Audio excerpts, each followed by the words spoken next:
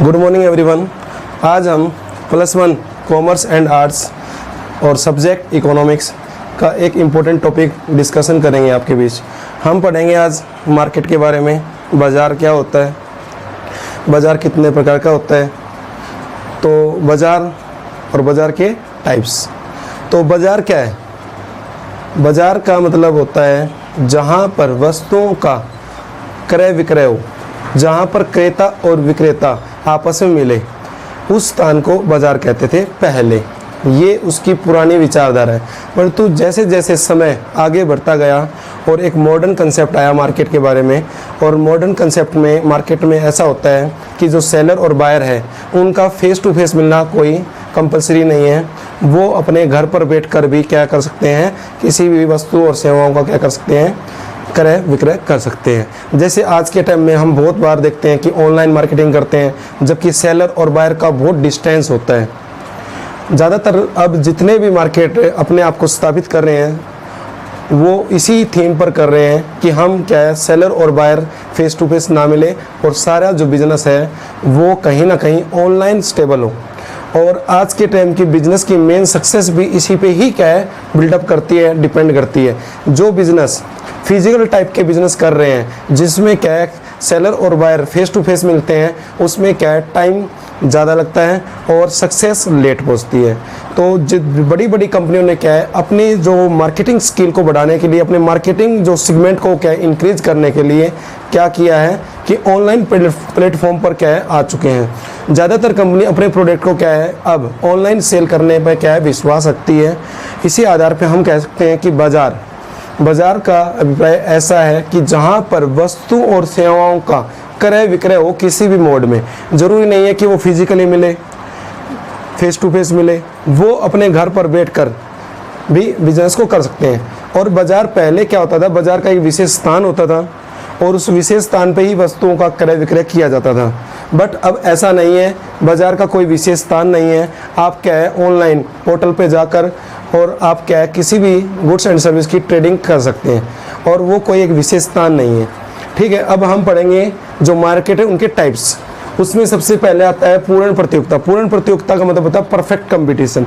Perfect competition में क्या होता है कि जहाँ पर किसी वस्तु और सेवाओं को बनाने वालों की संख्या अनगिनत होती है, माने जो मैन्युफैक्चरिंग जो है वो क्या है मोर देन बहुत ज़्यादा होते हैं, और बट जो क्रय करने वाला क्रेता उनकी संख्या भी बहुत ज़्यादा होती है।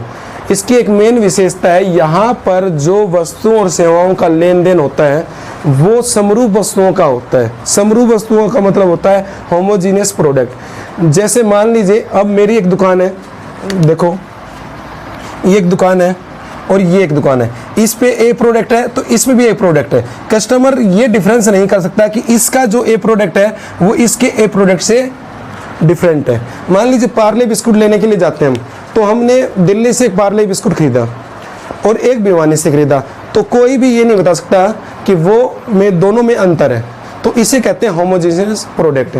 तो पूर्ण प्रतियोगिता की मैं छोटी एक डेफिनेशन बताऊं, ऐसी प्रतियोगिता जहां पर क्रेता और विक्रेताओं की संख्या बहुत ज़्यादा है, वस्तुएं समरूप पाई जाती है। परंतु आज के समय में ऐसे बाजार की कल्पना करना मुश्किल है। आज के समय में ऐसे बाजार क्या है, संभव नहीं है। ऐसा कोई बाजार होगा जहां पर सभी उत्पादककर्ता की वस्तु समरूप हो। तो ये एक तरह से क्या है अब चलन में नहीं है। ऐसी मार्केट हमें मार्केट में देखने को बिल्कुल नहीं मिलती। इसके बाद आता है एकाधिकारी प्रतियोगिता। ऐसी प्रतियोगिता जिसमें हर उत्पादककर्ता को अपनी वस्तु को बनाने का अधिकार होता है, बट उसकी जैसी वस्तु एक से ज़्यादा क्रेता बना सकते हैं। अभी आप कहोगे उसकी जैसी वस्तु एक जैसा कैसे बना सकता है, ऐसा नहीं है। उसके जैसे नेचर की वस्तु, कहने का मतलब जैसे कोल्ड ड्रिंक है, पेप्सी कोई और कंपनी बनाती है, माजा कोई और कंपनी बनाती है, डू कोई और कंपनी बनाती है, स्प्राइट और कोई कंपनी बनाती है, लिम्का कोई और कंपनी बनाती है, बट इनका यूज़ तो एक है ना, सॉफ्ट ड्रिंक है। जैसे आप क्या है नहाने की साबुन लो तो बहुत डिफरेंट टाइप्स की आपको मार्केट में मिल जाएंगी, पर उनको आप ये देखो कि उनके जो मैन्युफैक्चरिंग है, जो उनके प्रोड्यूसर है, जो उनको बनाने वाले हैं, वो भी डिफरेंट है, बट उन सभी प्रोडक्ट का एक ही यूज़ होता है और उनके प्रोडक्ट में रंग, रूप, कीमत आधार में अंतर किया जा सकता है। मान लीजिए आप स्लाइस पी रहे हो, स्लाइस का टेस्ट, रेट और उसकी जो पैकिंग सारी डिफरेंट है। इसी के बाद जस्ट आप क्या है, कोल्ड ड्रिंक पी रहे हो, कोक का डिफरेंट टेस्ट है, डिफरेंट उसके मालिक है। तो मैं ऐसा कह सकता हूँ कि ऐसी प्रतियोगिता जिसमें एक उत्पादककर्ता को अपनी वस्तु और सेवाओं का बनाने का पूरा अधिकार होता है, परंतु उसकी वस्तु दूसरे उत्पादककर्ता के वस्तु से कोई ना कोई अंतर या भिन्न जरूर पाएंगे। वो कीमत में हो सकता है, वो रूप में हो सकता है, वो रंग में हो सकता है, टेस्ट में हो सकता है, कीमत में हो सकता है।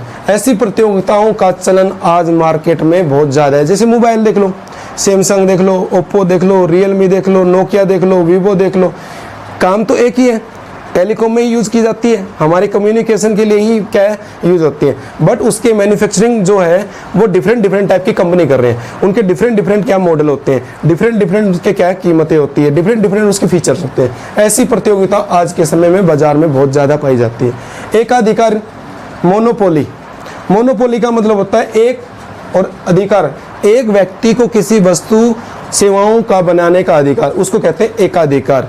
एकाधिकार का मतलब होता है जब एक उत्पादककर्ता जितनी सभी वस्तुओं को बनाने, अपनी वस्तुओं को बनाने का पूरा अधिकार है, उसको कीमत निर्धारण करने का अधिकार है, वो उस वस्तु कितना भी बना सकता है। परंतु आज के समय में मोनोपोली भी बहुत कम मिलती है। मोनोपोली में देखो हम थोड़ा बहुत अभी ले तो रेलवे था मोनोपोली में, बट धीरे धीरे क्या है प्राइवेटाइजेशन होने लगा और रेलवे का भी क्या है वो मोनोपोली क्या है कहीं ना कहीं डिक्रीज हो रही है। उसकी जो डिग्री थी वो कहीं ना कहीं डिक्रीज हो गई है, क्योंकि हमने अभी हाल ही में देखा है कि जो बीजेपी गवर्नमेंट है सेंटर में, उन्होंने एक डिसीजन लिया है कि आने वाले कुछ सालों में कि ट्रेन जो रेलवे है वो भी प्राइवेटाइजेशन हो जाएगा और उसमें क्या है निजी लोग आकर क्या है इन्वेस्टमेंट कर पाएंगे, तो वो एकाधिकार समाप्त हो गया। जैसे परमाणु बम बनाने का अधिकार, एकाधिकार है किसको, भारत सरकार को। कुछ समय में मान लीजिए भारत सरकार ने ये कह दिया कि बड़ी बड़ी जो कंपनी है वो भी क्या परमाणु बम से संबंधित क्या कार्य कर सकते हैं, तो परमाणु बम भी खत्म हो जाएंगे। ऐसे एकाधिकार का मतलब होता है एक वस्तु को बनाने का केवल एक संस्था, एक फर्म, एक ऑर्गेनाइजेशन, एक व्यक्ति को अधिकार होना, ये होता मोनोपोली। हम मार्केट के बारे में पढ़े हैं, परफेक्ट कंपटीशन, मोनोपोली, कंपटीशन और मोनोपोली, ये 3 टाइप्स होते हैं और ये आगे जाकर अपना क्या है 2-3 चैप्टर में कवर होंगे। आज के लिए इतना ही, थैंक यू।